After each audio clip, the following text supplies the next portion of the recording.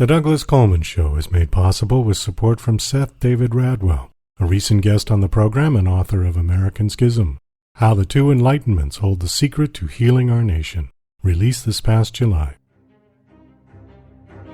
As Publishers Weekly writes in its recent glowing book life review of American Schism, business executive Radwell's epic debut examines the historical influences that have led to what he sees as the collapse of politics in the United States.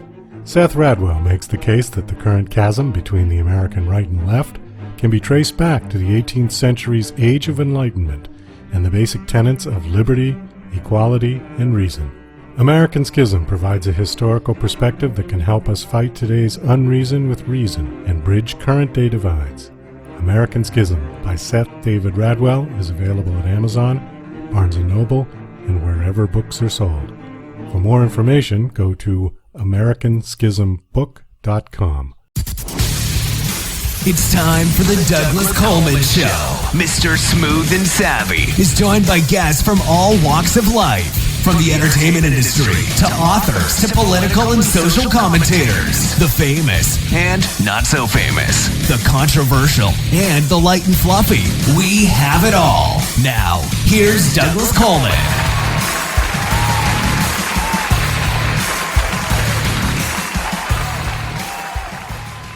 Okay, please welcome to the Douglas Coleman Show, Stephen Nalley. Hi, Stephen. How are you? Hey, how you doing, buddy? Good. Thank you for coming on this show. I appreciate it. You are the president and CEO of Briar Advisors. I got a kick out of your name. Reminded me of Jason Bourne. Did you, you didn't take the name from there, did you? I absolutely did, as a matter of fact. Okay. So you like the movie then, yeah? No, I absolutely love the movie. I love the whole series. But when I was searching for a name, the name of my previous company was Inner Circle. And I don't know. I happened to be sitting there with a legal pad one night, and I'm going through all these different names, and of course they're all taken as I'm doing this search, and I was actually watching the movie. And then somewhere along the line of the movie, you know, I heard the name Blackbriar, and I went with it. Well, I guess there was a couple. There was Blackbriar, there was Treadstone. Treadstone was the first one, and it was already incorporated in the state of Florida. Oh, okay. I couldn't use it. All right. So tell me a little about your company. What do you guys do? Briar Advisors, as well as Briar Hotel Group, essentially is a real estate investment company. We acquire hotel and resort assets. We asset manage. We do consulting. The principles of Briar, if you go all the way back to its founding, we've done about $4.5 billion in hotel and resort real estate transactions. We've managed about $2 billion in commercial real estate assets. So I tell people that are in the business that we're a real estate investment company that specializes in the acquisition and asset management of hotel and resort assets. But we play all in that space. Okay, let's break that down a little bit because some people might not know what that entails. I'm looking at your bio and it says brands such as Marriott, Hilton, Hyatt, Radisson Red Lion. So you don't actually buy the hotels, right? You just manage their money, essentially? No, we acquire, we buy, we own and operate the hotels as well as operate hotel assets for other third-party owners. We do both. Oh, all right. So are Marriotts and Hiltons and Hyatts, they're franchised? Correct. Those are franchises. We own the real estate. The franchise owns the brand. Oh, I got it. Okay. All right. So you own the real estate. A little bit different. Yeah. Yeah, a little bit different at McDonald's franchise where McDonald's actually owns the real estate, or at least I guess that's how it works. Like if you buy a hotel asset, you can choose to either own it as an independent, you can put a franchise on it. If you put a franchise on it, right, you still own the real estate. You're just utilizing their brand name and their systems and their resources to operate the asset. Okay, I got you. All right. And then you said the other ones, you are an asset manager, so you would take care of their money. How does that work? Correct. Well, essentially, as an asset manager, handle everything from the taxes and insurance to the property management as well. So essentially, if you are an owner of a hotel and you just want to be an owner and you don't really want to be involved in running the day-to-day or handling the business side, you'll hire an asset manager to do all of that for you. And you're pretty much, I say, a silent owner. You own the asset, but you're not really involved in anything other than owning the paper. would you guys handle like payroll and all of that as well? Everything from taxes, insurance, litigation. I mean, anything that you possibly think of. Imagine tomorrow you called me up and said, "Hey, Stephen, I want to go buy the Waldorf Astoria in New York City, but I don't know anything about hotels. It's a trophy asset for me." And then you'd contact me, you'd tell me that, you'd engage me as the asset manager. I'd go acquire it. Might even invest some of my own money in it if you want to do a joint venture. But if you just wanted to own it and put it in a trust, then I'd go take care of acquiring it for you and manage it until we exit. Has COVID put a damp on your business at all in terms of the hotel profitability? Oh, yeah. The hotel industry has been the hardest hit industry involving COVID around the world. I mean, just think about it. What's the last thing that you need in your life? And that's probably to go stay somewhere at a hotel. I mean, you see how travel is essentially locked down to nothing, especially at the peak. But one thing that came out of it that we're doing right now is, we're sitting there looking at all our hotels closed, all our friends' hotels closed, when the virus was at the peak. And we're also looking at all these news stories coming out about affordable housing, the lack of affordable housing. So we started looking at converting hotels to micro apartments. And this is fascinating because, new development of an apartment complex is about $125,000 a key or a room. You can buy a hotel right now and convert it to affordable housing or micro apartments for about $40,000 a key. And you can deliver that unit to a renter for about 60% of the cost of a new development, and that includes utility. So we actually think we can solve two problems, with the same solution. Because 40% of all these hotels that are closed are not going to reopen. They're functionally obsolete now. Well, I've heard... So that's what we're doing. Yeah, I've heard in some cities that they are converting hotels into housing for homeless, right? Yeah, it makes a lot of sense. You have this building which is already set up that way. I mean, essentially, that's the way it's set up. That's the way it's built. And if it can't be used as a hotel, then what do you do with it? Well, naturally, we reversed something that was happening in the early 1900s. In the early 1900s, you had hotels, but people lived in hotels, Yeah, that's or true. you had a hotel on top of retail. So it's an old concept that goes back to the beginning of the hotel days. People used to live in hotels, so it makes sense. Well, it depends where you are. I mean, I did when I was a student in New York City in 1980. I lived in what they called a boarding hotel, and that's exactly what it was. It was a long-term hotel. In fact, this one that I stayed in was so bad. I mean, it didn't even have a bathroom. It was a shared bath down the hall kind of a deal. Oh, so it was kind of like dorm rooms.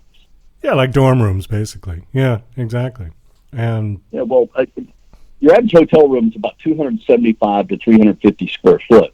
So it's small, but it's actually the size of a micro apartment.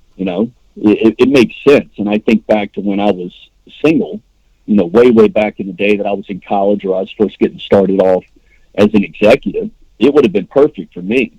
I mean, if I could have paid $350 in rent, and that included my cable and utilities, I'd have been a happy guy. I mean, when I was in the military and I was living in the barracks, I mean, our room was about 275 square foot, and there were two of us living in it. Yeah, right. Or some of those barracks that I've seen, like the Quonset huts, you got 15 or 20 guys all in there on bunk beds, right?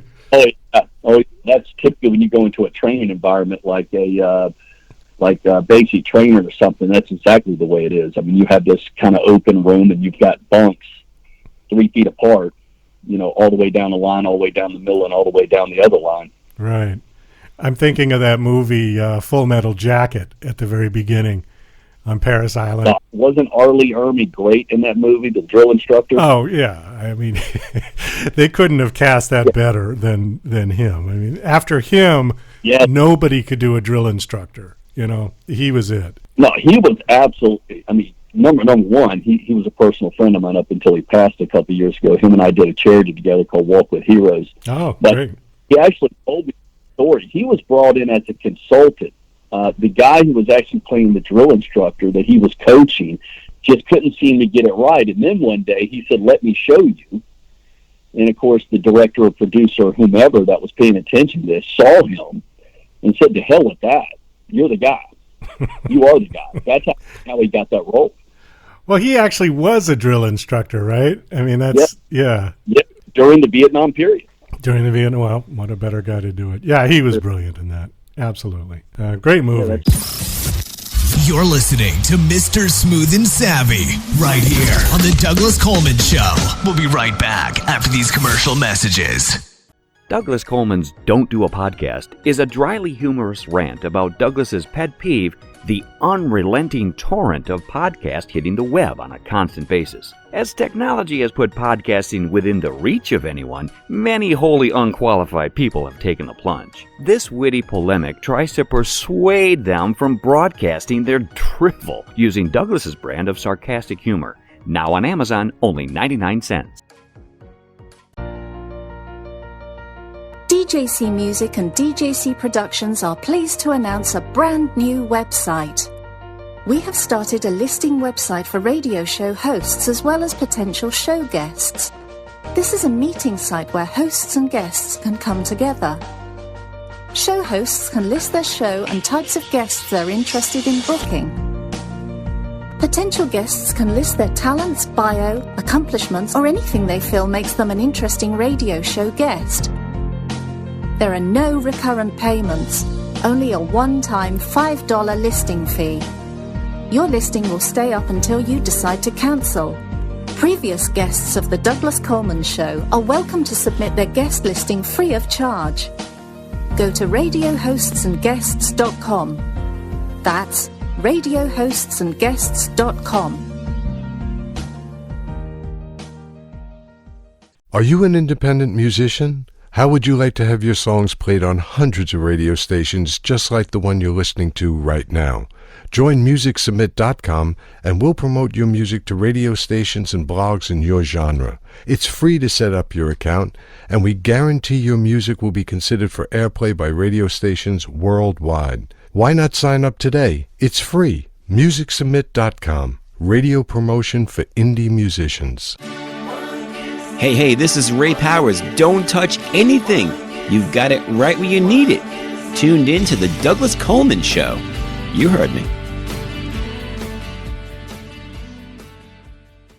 Well, it was interesting. Now you got to work with him. Was he exactly like that in real life, or was he a pussy? No, he was very quiet. But I got the opportunity to hear him give a speech at the Veterans of Foreign Wars in Port Orange, Florida, and total opposite of what you saw in Full Metal Jacket. He's a very passionate guy about the Marine Corps. He loves his country. But yeah, the hilarious things that came out of his mouth in Full Metal Jacket. Yeah, he didn't talk like that in real life. Maybe as a drill instructor, I didn't know him then, but I mean that's just pure comedy. Right. And then I think back to basic training. I mean, there were times in basic training where if I wasn't the guy getting yelled at and I was on the other side of the room, it was quite funny. I mean, these guys in their attempt to be assholes sometimes can be quite funny, you know. So were you in the Marine Corps? I'm just looking at your bio here. I was in the Army. I went to basic training at Fort Benning, Georgia, Sand Hill. Oh, okay. I was a light infantryman.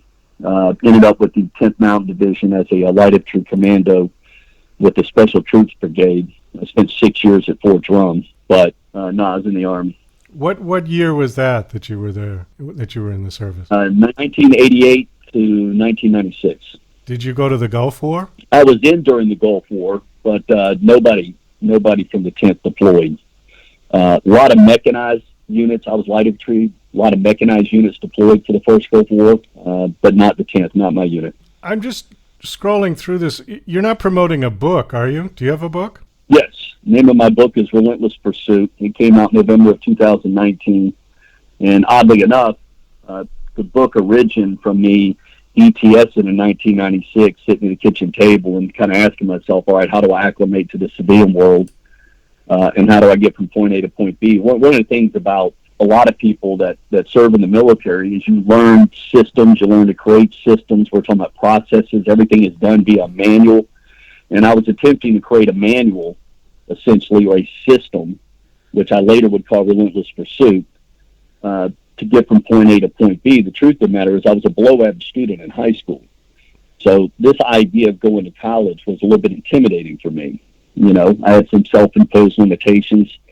I had some fears, and I essentially created a system that originally I called it the 10 Commandments, but 10 things that I wrote down that I absolutely needed to do in order to get through college. And my intent at the time wasn't just to get a bachelor's degree, but it was to get an MBA and a DBA as well, to get a doctorate as well, which I did. That's what the book is about. It's the foundation and principles that I used to get from where I was to where I'm at today. And I absolutely live by these principles. The one thing you mentioned that I just want to circle back on is I have known other people who have served in the military and some people who saw combat. And some people have a real hard time adjusting back to civilian life after being in the military for several years. It's a whole different mindset. You need to sort of decompress, I think. Yes, two totally different environments. When you're in the military, okay, you know exactly what is expected of you. You're surrounded by a team of people that look like you, eat like you, sleep like you, train like you, meaning everything is regulated, if you will. Somebody else creates the training schedule. Somebody else creates the op orders, and you essentially show up and you perform. Just something funny. I wrote this article yesterday. I was asked the question of what type of advice do I give in my consulting business to veterans that are transitioning. And one of the things I realized, when you're in the military, you show up to the chow hall to eat 3 times a day. Food's already cooked. You stand in line. It's like going to a buffet, if you will. Yeah. Right? You're cooking. You're not trying to decide what you're going to eat. You show up to the mess hall and you get food. And that's a good example of what I'm referring to. So when we come out of the military, all of a sudden back in the civilian world, we are the battalion commander. We are the post commander. We are the squad leader, meaning we have to create our own plan, our own destiny, our own rules, and our own objectives. So it's a completely different world, and that's why sometimes it's hard to transition because, now all of a sudden we went from somebody else making decisions for us to us having to make decisions for ourselves and set our own goals. And even something as simple as, like you were talking about, the chow. It was all cooked, it was all done, everything was ready, and now all of a sudden you come back, and if you live alone and you don't cook, you got to figure out what you're going to do for breakfast, lunch, and dinner every day. Even something that simple can be aggravating for people. Yeah, and I think another problem where people hit the wall, veterans hit the wall when they come out of service is in explaining or translating what they did. So I know for me it was difficult because, your prospective employer doesn't care about whether or not you went to airborne school, sniper school. They don't care about any of that. They don't know what the big red machine is. All this vernacular and things that you've spoken for all these years, they don't know. And what you have to do is you have to be able to present your value and translate your value to the civilian world. So a lot of veterans become frustrated real quick because they're out there either looking for a job or they're trying to acclimate, and the verbiage is different. The jargon is different. The world is different. All of a sudden, all the things that mattered that made them unique in them no longer matter. You can be a staff sergeant in the United States Army while you're in service, and that has meaning. That means something to everybody around you. But in the civilian world, nobody cares. Yeah, that's a good Nobody point. cares. That's why veterans struggle, because they don't know how to translate that experience or who they are. I know I talk about a lot when creating a resume, veterans creating a resume during that transition period, that you have to highlight your character traits and your personality traits that made you successful in the military. So, instead of telling this long drawn out story about how, you were a radio man or you were in information technology, or I'll give an example. In the Marine Corps, they have an MOS, which is a 0689, which is an information assurance technician. Okay, well, civilians don't know what that is. Well, in the civilian world, the same identical job is called a cybersecurity technician. So I think in learning how to transition, and how to utilize civilian verbiage to highlight what it is that you did and what it is you do, and then use those character traits such as teamwork, having a sense of duty, holding on to a realistic estimation of ourselves, being able to adapt to change, being able to problem solve instead of focusing on the problem. Strong work ethic, things like that are the things that you have to translate to a civilian employer or people around you. So I've asked probably 1,000 people over the course of my career, tell me a little bit about your military background, and then 15 minutes in, of course, I understand what they're saying because I was in the military, but as a civilian, it gets lost in translation because they're wanting to tell me about their military experience, but as a civilian doesn't understand it. When they should be talking about their character traits, and then demonstrating their competency based on that experience. But merely telling somebody I was an 0600 non-commissioned officer, yada, yada, yada, yada, they don't know what that means. They'll tell you thank you for your service, and man, that's fascinating, but they didn't understand 80% of what you said.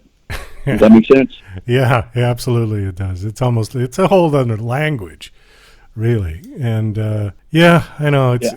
I do pro bono work for veterans. I have for 20 years. I'm a certified life coach, although I hate that word. I got a certification simply to provide advice and counsel to veterans that are transitioning. So I've probably had, 200 clients over the last 20 years, which all of them are pro bono. And I've created a system for that as well, which is the system in the book. Like, here's what you need to do. And then we go through that process and try to get them pointed in the right direction. And most of the time we're successful if the individual wants to be successful. Another thing you probably know that you've heard, veterans are prideful people, which there are a ton of resources out there, but nobody wants to utilize those resources because they think that it makes them weak, which is odd to me because I never felt that way. Like, I don't want anything for free. Well, it's not free. You earned it. It's part of your service, such as TAPS. The military has what's called a transition assistance program that you can go through when you're leaving service. Not many people take advantage of that. And for life of me, I don't know why. There's all kind of programs out there, that you can apply for, which are educational systems and resources, but many don't. Some people can be very proud about asking for help, or they feel like it's asking for help. Yes, but I never saw it like help. I saw it like I'm in college, and they say, hey, there's an extra credit class tonight at 8 p.m. I didn't see that as taking a handout. I saw that as an opportunity to improve my grade. Well, that's just it. Paying tuition. Right. Some people look at it as help or charity, and other people look at it as opportunity. So it's just, which side of the coin do you want to look on, Stephen, we got to wrap this up. We are out of time. Do you have a website that you want to give out? Sure. It's StephenNalley.com. Okay. STEPH Nalley, NALLEY.com. All right, great. Well, thanks so much for coming on the show. And again, your book is called Relentless Pursuit. Okay, and it's available on Amazon and everywhere, yeah?